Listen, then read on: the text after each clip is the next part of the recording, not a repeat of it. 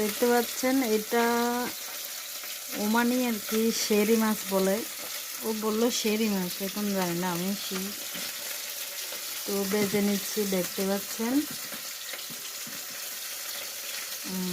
কি দিয়ে রান্না করব দেখাচ্ছি একটু পরে।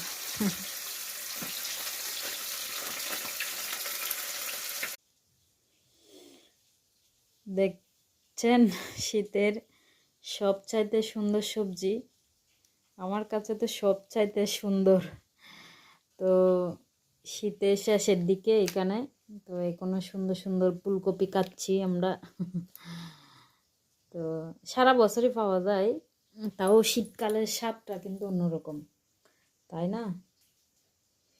তো ফুলকপি দিয়ে হবে ওই যে মাছ দেখতে পেয়েছেন ফ্রাই করছি, ওই মাছ দিয়ে রান্না হবে ফুলকপি।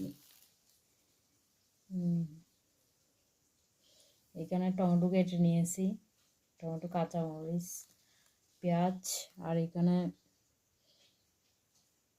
আমি আদা কষা শুদ্ধ দিই, খারাপ লাগে না কিন্তু, কোনো সময় খারাপ লাগেনি। ব্লেন্ডটা হয়ে যায় ওখানে, বোঝাই যায় না। তো বন্ধুরা আপনারা কেমন আছেন? তো আপনাদের সাথে ফুলকপিটা শেয়ার করছি, দেখুন অনেক সুন্দর, তাই না? আমার তো দারুণ লাগে। আজকে রান্না করব, দেখি কেমন হয়।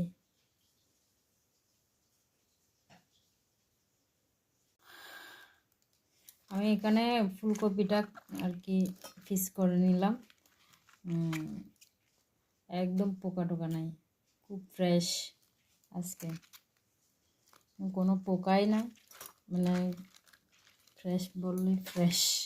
এই যে কতগুলো ডাটা, দেখি এগুলো কি করতে পারি, আবার কয়দিন থাকলে নষ্ট হয়ে যায়, সমস্যা। দেখি কি, মানে ডাল দিয়ে রান্না করলেও ভালো লাগে, আবার কুচি কুচি করে করতে হবে, না হলে শক্ত শক্ত লাগবে। আর সরিষা বাটা দিয়ে দেখি করা যায় কিনা, অনেকদিন সরিষা বাটা দিয়ে ফুলকপির ডাটা খাই না, দেখি করে দেখব। ওকে বন্ধুরা, বাই বাই। ছোট্ট একটা ভিডিও আপনাদের সাথে শেয়ার করলাম, নতুন বন্ধু হলে সাবস্ক্রাইব করে পাশে থাকবেন অবশ্যই। ওকে, টাটা।